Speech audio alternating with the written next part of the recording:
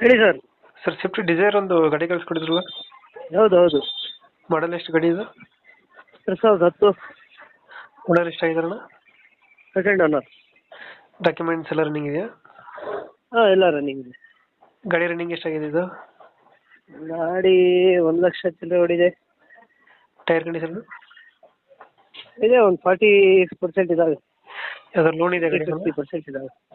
ಹಾಂ, ಲೋನ್ ಏನೂ ಇಲ್ಲ. ಗಾಡಿ ಮೇಲೆ ಇಲ್ಲ ಇಲ್ಲ, ಏನೂ ಇಲ್ಲ, ಲೋನ್ ಏನೂ ಇಲ್ಲ.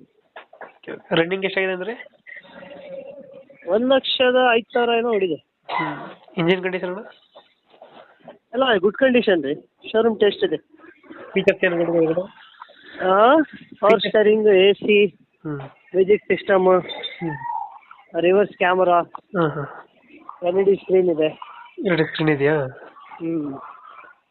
ಎಲ್ಲ ಟಾಪ್ ಎಂಡ್ ಗಾಡಿ ಅದು. ವೇರಿಯಂಟ್ ಯಾವ್ದು ಇದು?